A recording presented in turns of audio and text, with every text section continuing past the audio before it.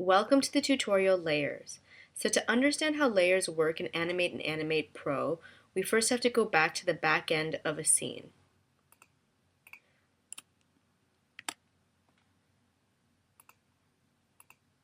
So we're in the scene right now all about timing, and I showed you in one of the previous tutorials that in the elements list you can see that there's a folder that corresponds to every layer that exists in the timeline or every column that exists in the X sheet or every module that exists in the network view if you're using Animate Pro. I also showed you that if you go into one of these folders, there are drawings that correspond to the different drawings in a given layer. So the mountain isn't a great example because there's only one drawing. So let's go back to the fighting cloud. So you can see that there's multiple TVGs. So this explains why when you modify a drawing, it's modified for all of its exposures in the timeline because there's actually one drawing. So if I have drawing 5 exposed for 10 exposures and I draw a line through it, you'll see that line in all of those 10 exposures because you're actually modifying the same drawing. You're modifying this one TVG. This is the same when you create a cycle, and it's the reason why cycles are considered to be efficient and light, because you're really taking, say, these first 3 or 4 drawings and you're cycling them again and again, but they're not being copied. They're being taken from this folder and being linked to those extra exposures where they're being repeated. So it's very light because it's not being copied again and again. As well as when you delete an exposure or a drawing from a frame in Animate or Animate Pro, it doesn't actually get deleted, but it exists in this folder and it can be called up again. The only way then that you can actually break from the cycle is to duplicate a drawing.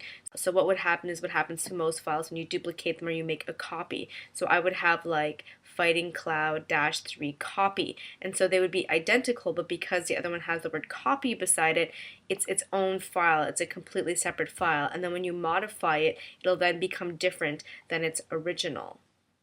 So if we go back into the X sheet view,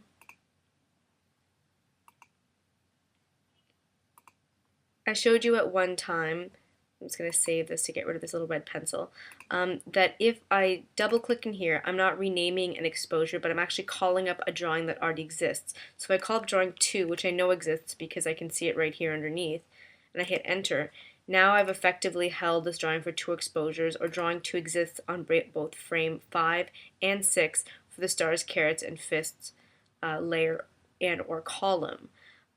So what the layer or column is doing is it's searching in that folder for a drawing of the same name that you just entered in this cell.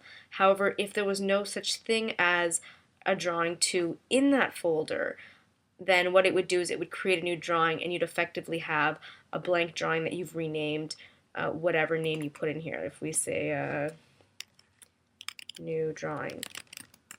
So now this is a blank drawing that's been created in that folder. So let's undo that.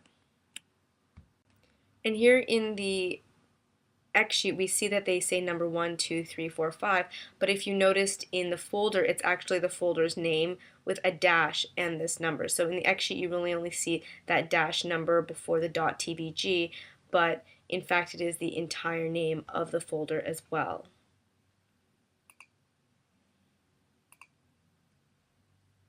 So there are many different types of layers that you can add to the timeline view or columns that you can add to the X sheet view, but they're not always represented the same way. So the most common type of layer that you can add is a drawing layer, and it's denoted by this symbol here, the red triangle, the yellow circle, and the blue square.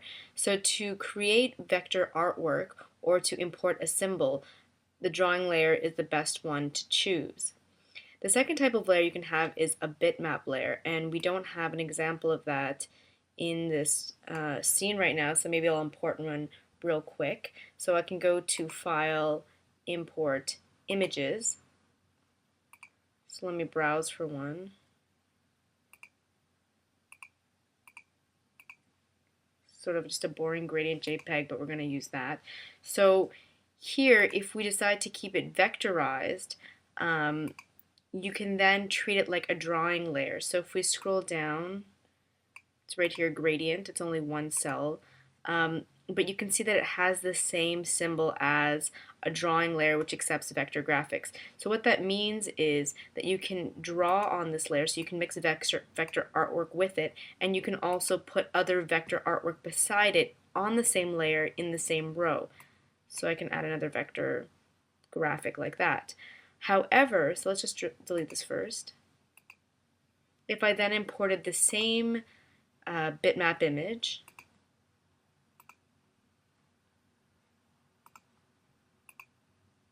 but this time chose not to vectorize it, what this does, so it's right here, is the symbol has changed, so we know automatically this is a different type of layer. It's actually a little blue landscape with some mountains and a little sun. I'm not only barred from drawing on top of this layer, like adding vector graphics or vector artwork to this layer, I can also not add vector graphics beside. So I can't even draw on the cell beside it or mix it on this layer. So that's what we mean by mixing vector artwork with bitmap artwork. So if you wanted to mix, what you can do, if you wanted to mix and not vectorize, what you can do is actually encapsulate this in a symbol, because then you can do all the things that you would be able to do on a vector layer or drawing layer with a non-vectorized bitmap image. And for more information on any of that stuff, you should refer back to the video tutorial series Gathering Content, which I believe is pack number 6. So I'm going to delete this as well. The next type of layer you can have is a camera layer, and you can see that we actually have one already in our scene, and it's denoted by a camera, of course. Cameras are not represented at all in the X sheet. So in the X sheet view, you did see some stuff called camera, but what it was actually here in the main part. What it was is the information from the camera peg and not the camera layer itself. If the camera did not have a peg, you would not have seen any of those function columns in the main part of the X sheet view. And cameras are not included in a scene by default, so you wouldn't see one in the timeline. You would have actually had to add one by going to this plus button and adding camera. You can actually add multiple cameras. So let me add one here, and now you can see this is changed to underscore camera 1, but you can only ever have one camera at a time in the timeline view if your scene is set to scene default display, display, and not display all. So when you open Animate Pro scene, by default, your scene is always set to display. I think in one of the previous tutorials I must have taught you what display all was, and that's probably why that was selected. And in this mode you can see multiple cameras in the timeline. However, this is the display mode we're going to work with, and it's what you would see by default if you open up a new scene. So now you can see our camera has disappeared. Our camera underscore 1, that is, and we just have our regular camera. To see camera underscore 1, you would go back to scene, camera, and you would select it from the drop-down menu here. And so now our camera is changed to camera underscore 1. The reason that you would have multiple cameras set up around your scene is that you might want to render frames 1 to 70 using one angle, and then frame 70 to 170, let's say, from another angle. And that also makes sense then maybe to why you can only have one camera at a time. Whatever camera's in your timeline, and which also corresponds to the one that's selected from the scene menu, is the one that's going to be used to render. So that perspective will be used when you're rendering your scene. So the next type of layer that you can have in your scene is an effects layer. Through Animate, you can get it through this Add Layer button in the timeline. The only ones that you can get in Animate Pro are Quad Map, but most of the effects, or all of the effects rather, are added through the network view and the module library. So let's bring that up.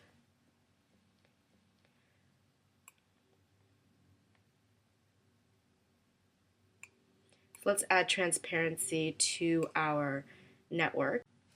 And then let's expand the network view and should make it bigger as well. And let's add this transparency. I guess we'll just add it to the fighting cloud like that. And then if we go to the timeline and search for a new effects layer, which is right here, transparency, which is attached to the fighting cloud layer, we open the data view, we uncollapse the layer. Let's add a keyframe on the first frame of the transparency layer. Then let's scroll down the timeline and arbitrarily add one to, say, frame 30. And let's change the values here to, say, 100. So we went from 50% transparency to 100% transparency. So now a function exists for this effects layer. Then if we select that effects layer and go into the X sheet, we can see that that effects layer now has a column that exists in the effects section of the X sheet view. And here you can see the individual values per frame, which you of course cannot see in the timeline view. You can only see what the values at the first keyframe and at the last keyframe. And of course these keyframes are indicated by this black square here beside the 100. So the next type of layer you can have is a group layer, and we have several in our timeline. We have the Karate Masters actually group, we just renamed it so you can't tell. We have the bird group. So let's enable the entire bird group. And then if we go to the X sheet, you'll notice that all the birds appear as columns. So bird 1, 2, 3, the original bird, but you do not see its group, and there's no indication that these 4 birds are in any type of a group. So that's one more type of layer that does not appear in the X sheet view. And the group layer is denoted by this little box with a gray arrow in it in the timeline view. And I think I forgot to mention that for the effects layers, they're always denoted by a yellow star with the orange outline, unless you open an Animate scene in Animate Pro, in which case the effects are denoted by a purple star to let you know that that effect came from Animate and not Animate Pro. And 2 effects that I also forgot to mention that are sort of special is the quad map effect, which you were able to see from this Add Layer button. It exists here. It's special in the sense that it can not only be added to a drawing layer, but also to a peg. It works sort of as a transformation effect, and its functions can also be viewed in the function view of the X sheet. And one type of effect that does not exist in the X sheet view is a color card.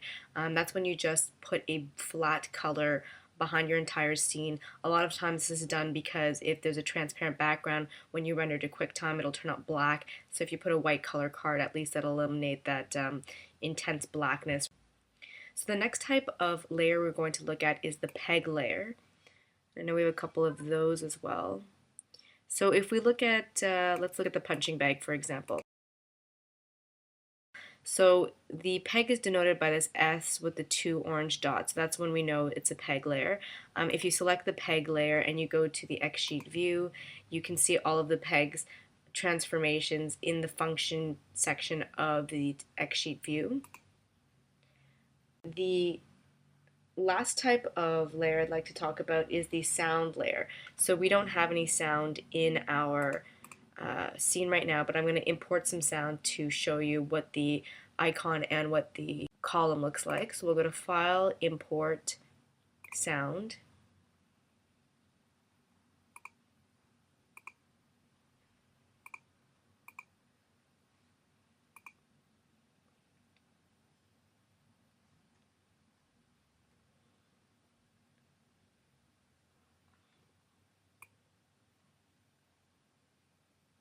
So our sound layer appears here at the top. It's always denoted by this blue musical note, and you can see the actual waveform in the timeline.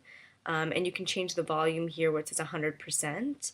And if you go to the X sheet, the sound column is denoted here in the dark gray. I think in Animate it's actually denoted by being green. So there are 3 other types of columns that you can have in the X sheet view, and those are the 3D path columns, the Bezier curve column, and the ease curve column. And then if you're using Animate Pro, you can also have the 3D rotation columm, annotation column, and the expression column. So all of these columns are special in that you can attach several different drawing columns or peg columns to these function curve columns. So let me give you an example to make that a little bit more clear. Say you have 4 different types of spaceships. So you have 4 separate drawings on 4 separate layers, but they're all following the same trajectory. They're in a chase and they're all moving at the same speed, curving in the same way, they have the same path. Well, what you can do to save time on animating each spaceship individually is you can create a function column with the said trajectory that you would like these spaceships to follow, and then attach those 4 drawing columns to that function column. And in that way, you're saving time on having to animate them individually. And to learn more about that, you'll have to refer back to the video about animation paths. So now let's look at the various ways that you can add layers to your scene. So you can add layers through the timeline view in several different ways. The most obvious is by clicking on this plus button to add layers. So you can select the layer type that you would like from here.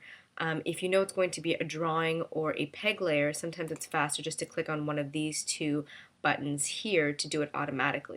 Another way that you can add layers is by right-clicking anywhere in the layer section of the timeline view and by selecting Insert, and you can add the type of layer here, so sound, quad map, peg, drawing, etc. So let's add a drawing layer, for example. Another way that you can do it specifically in Animate Pro is by using the timeline view menu here. You can go to Insert, Drawing, or you can use the keyboard shortcut Command R, and on Windows that's Control R.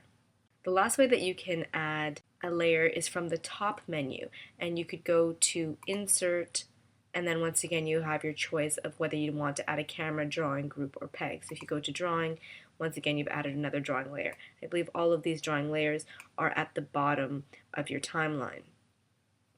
So you can also add a drawing layer in the form of a column in your X sheet. So if we go to the X sheet,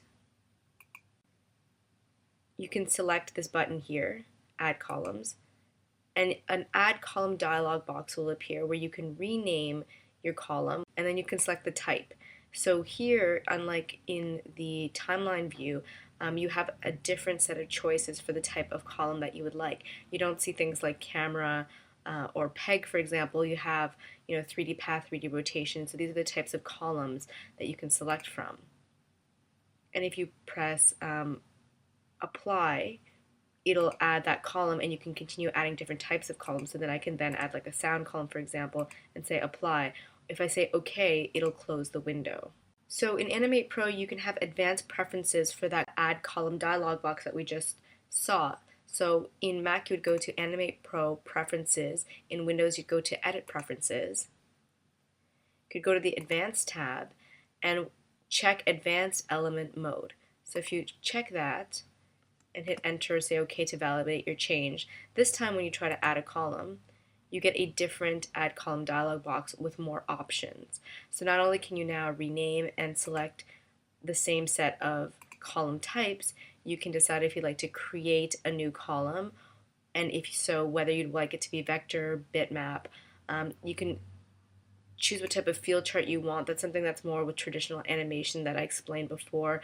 Increments are not by like they are in Flash with pixels, it's by fields. You can also use the existing element, which is the same almost as cloning a layer or cloning a column. So if you use one, then what you can do is you can select which layer and or column you want from this drop-down list, and it shows everything that's already in your scene.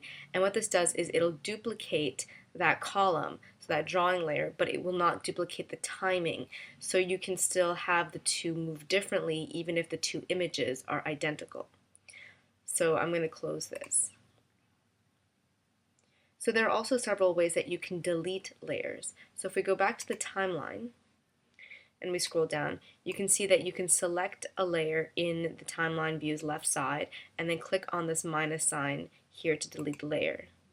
It'll ask you if you want to delete both the associated module and columns, the module from the network view and the column in the XSheet view, and also if you want to delete the drawing files from the elements folder. So once again, they're referring back to that folder I showed you in the back end of your scene. And so if you want to keep those around, you'd have to uncheck that so that they're there to be recovered if you want to use them again. So I'm going to say OK here. You can also select multiple, so you don't have to do them one at a time, like that. And you can right-click on them and say delete.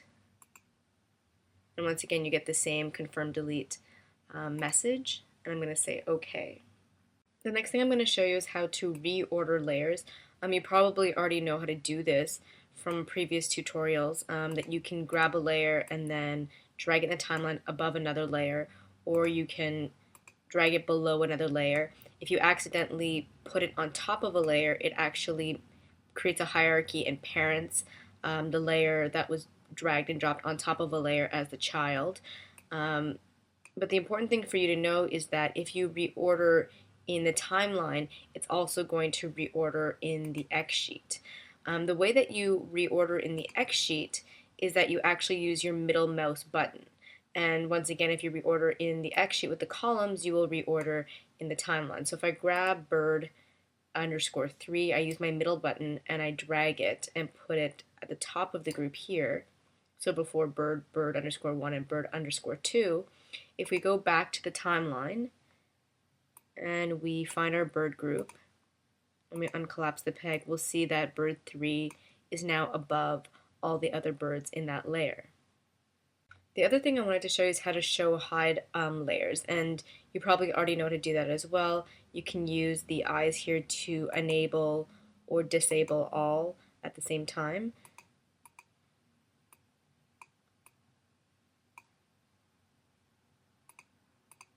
Bring some of those back in the dojo.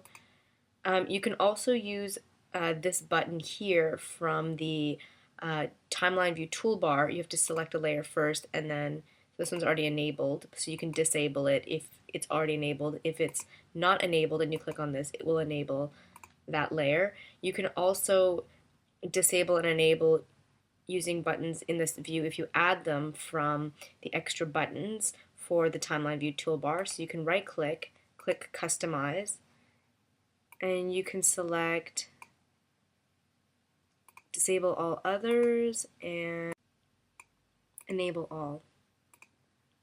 If we apply, so then this button enable all acts much in the same way as the enable disable all button, except you can't disable. So this one I can show everything that's in my timeline view in the camera view. However, if I click it again, it doesn't disable. So here you can disable again. And let's bring a few of those elements back. And then this button's pretty neat. It's the disable all others button. So if you decide there's one layer you'd like to see, you can click on this, and what it does is it disables everything but that layer. There's a small bug with this one. It keeps groups enabled in the timeline, but as you see, you can't see them. So even though these look checkmarked in the timeline, they're still not visible in the camera view. And the reason you can't see anything is just because we're not on a cell that has a drawing element on it. So this button disable all others also exists here, show selection and hide all others in the timeline view. So it acts the same way. So if I decide to choose the fighting cloud this time, and then I clicked on this button, so it disabled everything but the fighting cloud.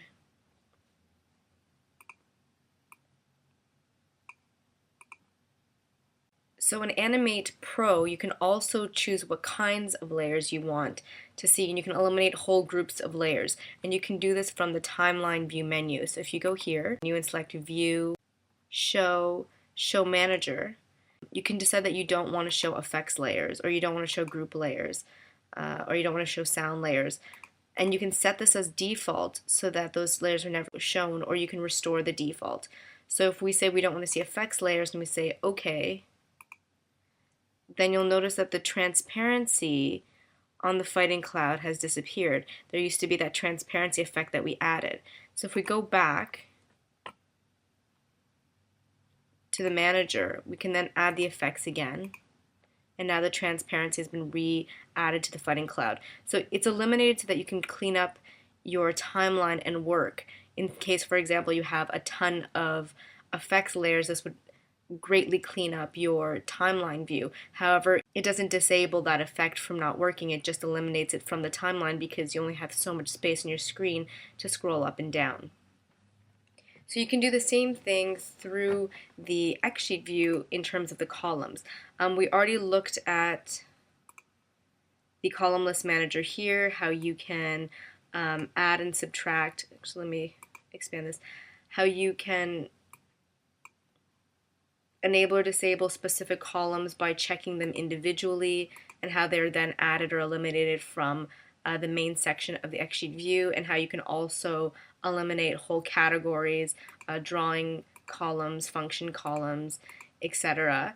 One thing we didn't show you is how to show hidden columns. If you see a big, thick gray line like that, it's because they're actual layers or columns that exist between the dojo and the punching bag. In the timeline view, we know this for a fact, because if we go back to the timeline view, between the dojo and the punching bag, we have the punching bag by itself, like not the punching bag peg, but the actual punching bag. So the way to show that is you would click on this line, and it'll give you a list, the same list that you see here, of the various columns that you can add. And so if I wanted to then add the punching bag, it now appears between the punching bag peg and the dojo just as it would in the timeline view. In Animate Pro, you can also go to the View menu of the X-sheet and select View, Unhide All Columns, and now all of these columns have been enabled, so now we can see them all in the main section of the X-sheet. You can also go to View, Column Type Manager. And here we have something similar to what we saw in the timeline view, where you can decide if you want to eliminate whole categories of columns. So you can do that here too with these icons in the Show Column List, and you can do it here in the column types. And the advantage of doing it here is that you can set it as a default. So if you never ever want to see the functions columns, the drawing columns, you can do it in this box. And then if I pressed set as default, then every time I open the scene in Animate Pro, you would never see those columns.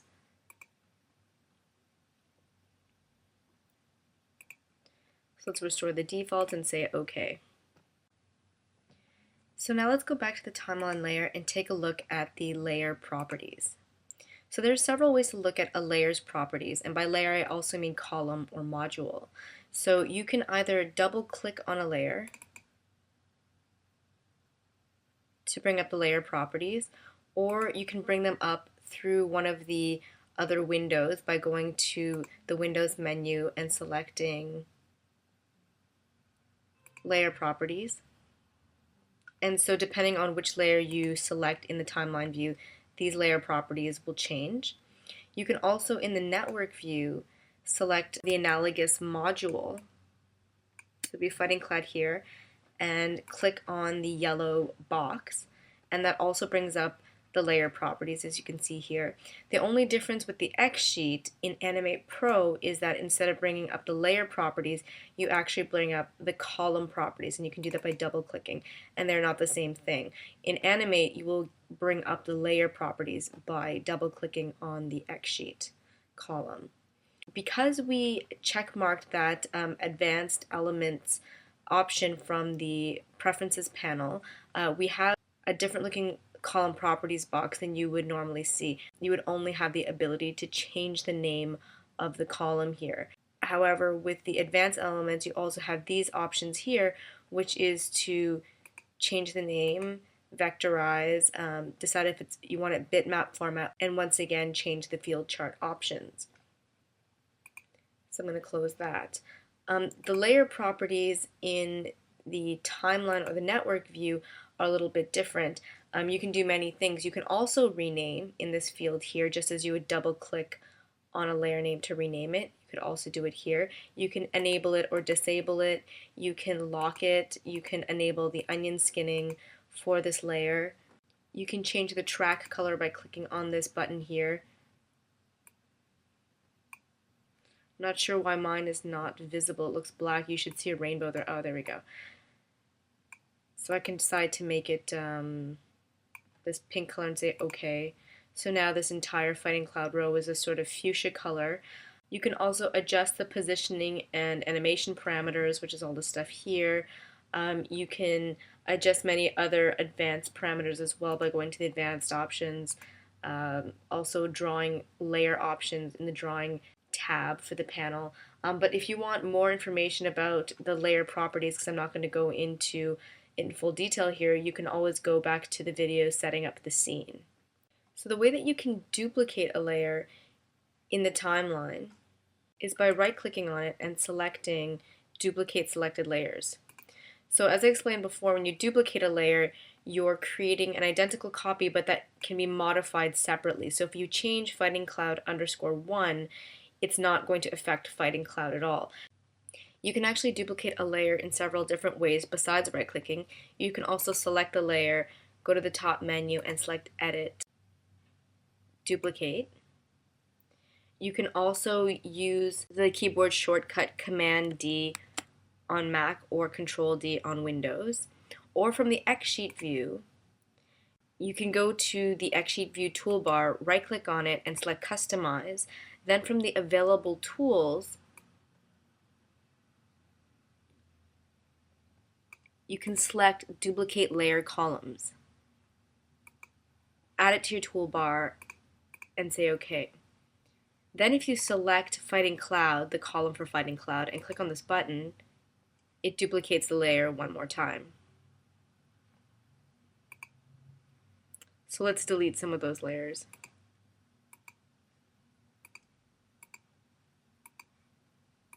Cloning a layer, on the other hand, is a different matter. You can clone using the same methods as before. You can right-click and select Clone Selected Layers.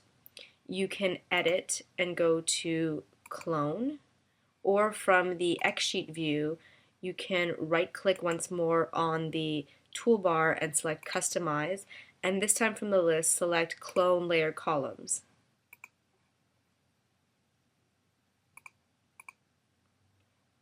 And after selecting a column, click on the button to clone the column. The difference between a cloned column and a duplicated column is that a cloned column is linked to the original. So if you modify Fighting Cloud, then Fighting Cloud _1, 2, and 4 will all be changed accordingly as well.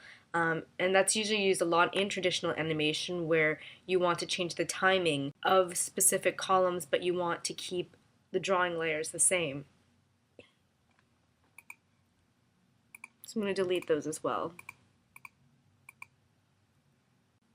So the last thing I want to show you is how to change the color of a column or layer. So you saw how to do it through the layer properties by clicking on this swatch square here, but you can also do it on the layer directly by clicking on this gray box right here. So if we click on that and then select OK, then our row turns into that color. However, if you want to reset the colors of your layers, you have to go to the timeline view toolbar, right-click on it, and select Customize, and then select both the Change Track Color button as well as the Default Track Color button, apply, and say OK. So the Change Track Color button does the same thing as clicking on the swatch here. However, the Reset button obviously resets your layer back to gray, so you can do that for the pink layer as well. In the X sheet, the way that you would change the color of a column, and actually, I wanted to test one thing. So if we change Fighting Cloud to yellow, it actually does turn yellow in the X Sheet view for that column. However, if you want to change the color through the X Sheet view, you have to right-click on the header of a column and select Color, change column colors, and then select a color and say OK. And if you want to restore these to their default colors, and you can actually select multiple, then you can select color, default column colors, and then they're reset. So that's it for the tutorial layers. Stay tuned for the next tutorial, exposure.